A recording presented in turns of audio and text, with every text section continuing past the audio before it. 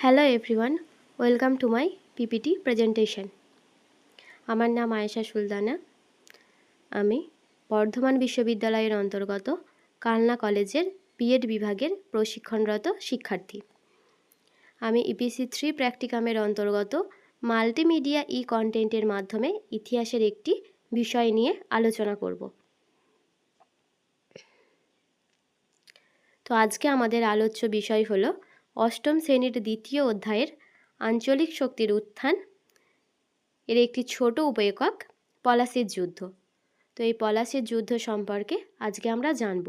পলাশীর যুদ্ধ সম্পর্কে জানতে গেলে আগে আমাদেরকে জানতে হবে সিরাজউদ্দৌলা কীভাবে সিংহাসন আরোহণ করেছিলেন, তিনি কিভাবে কলকাতা দখল করেছিলেন, আলীনগরের সন্ধি কবে হয়েছিল, এই পলাশীর যুদ্ধের সূচনা কিভাবে হয়েছিল, কোথায় হয়েছিল, বা এই যুদ্ধের কারণ কী ছিল, ফলাফল কী ছিল, এসব সম্পর্কে জানতে হবে। তো চলো তাহলে শুরু করা যাক। ভূমিকা: পলাশীর যুদ্ধ ভারতের ইতিহাসে এক যুগান্তরকারী ঘটনা বা মোড় ঘোরানো ঘটনা ছিল। 1757 সালের 23শে জুন এই যুদ্ধ সংগঠিত হয়েছিল। এই যুদ্ধের পরাজয়ের মাধ্যমে বাংলায় প্রায় 200 বছরে ব্রিটিশ ঔপনিবেশিক শাসনের যে কালো অধ্যায় সেটা শুরু হয়। এর ফলে ভারতীয় ইতিহাসে এক নতুন অধ্যায়ের সূচনা হয়, যা রাজনৈতিক ও অর্থনৈতিক ক্ষেত্রে এর সুদূর প্রসারী প্রভাব পড়ে। সিরাজউদ্দৌলার সিংহাসন আরোহণ: 1756 সালে আলীবর্দী খানের মৃত্যুর পর সিরাজউদ্দৌলাকে বাংলার সিংহাসনে বসানো হয়। তিনি ছিলেন আলীবর্দী খানের দৌহিত্র। সিরাজের ক্ষমতা লাভে অনেকেই অসন্তুষ্ট হয়েছিলেন।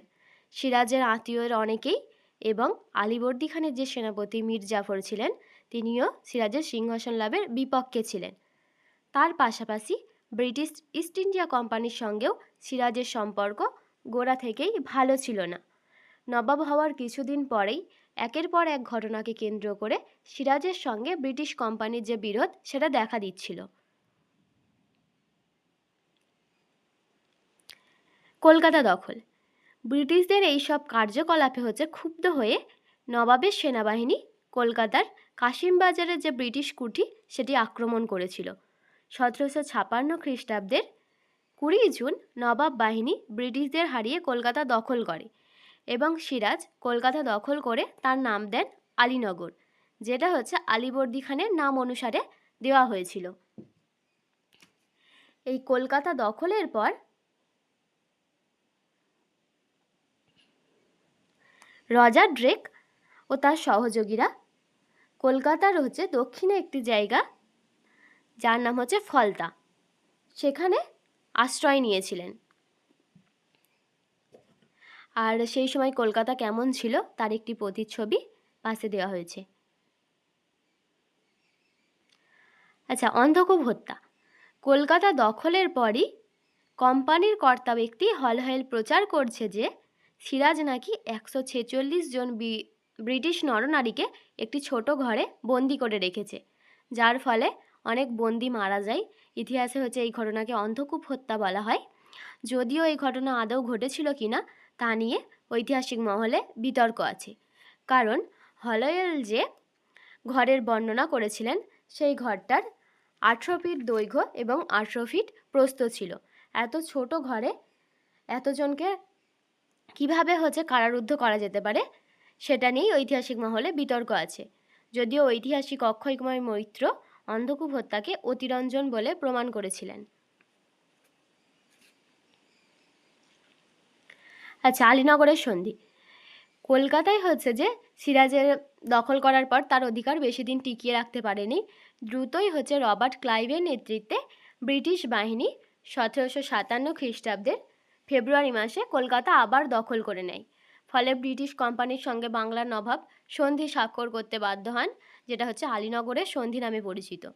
আর এই আলীনগরের সন্ধির ফলে ব্রিটিশ কোম্পানি তার বাণিজ্যিক অধিকারগুলো ফিরে পায়। নবাব ব্রিটিশ কোম্পানিকে ক্ষতিপূরণ দেন। বাস্তবে আলীনগরের এই সন্ধি যে বাংলার নবাবের পক্ষে অসম্মানের ছিল এবং ব্রিটিশ কোম্পানির পক্ষে যা সুবিধাজনক হয়েছিল। ক্রমেই ব্রিটিশ কোম্পানির সিরাজ বিরোধী যে অবস্থান সেটা স্পষ্ট হয়ে উঠতে থাকে।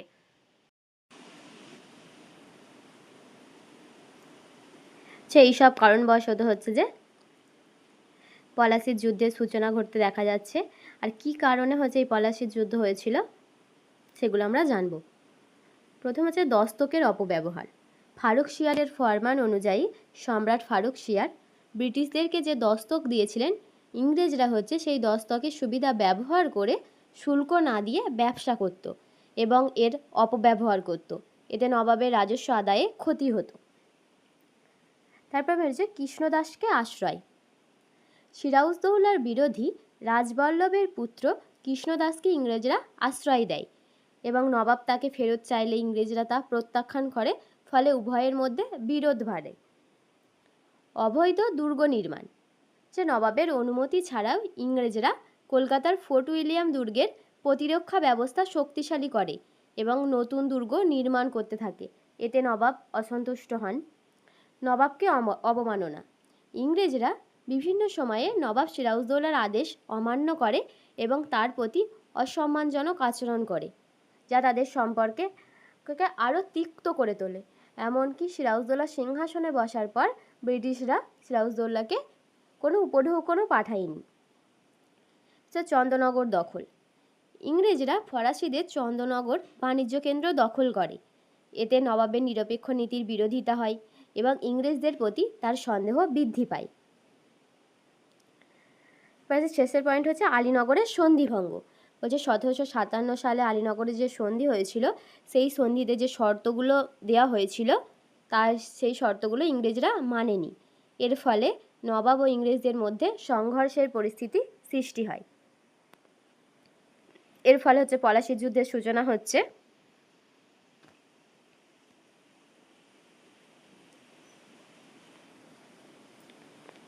তো এই যে পলাশির যুদ্ধের সূচনা, এরপর হচ্ছে রবার্ট ক্লাইভ, তিনি হচ্ছে বলছেন নবাব চুক্তি ভেঙেছেন, এই মিথ্যা অভিযোগ দিচ্ছে, দিয়ে যুদ্ধ শুরু করছে। আর এই যুদ্ধ যেটা হয়েছিল, এর ফলে যুদ্ধ শুরু হচ্ছে, যেটা 1757 সালে 23শে জুন শুরু হয়েছিল। আর যুদ্ধটার যে স্থান ছিল সেটা হচ্ছে এই যে পাশে ম্যাপটা আছে, এই ব্লু কালার যেটা আছে সেটা হচ্ছে ভাগীরথী নদী।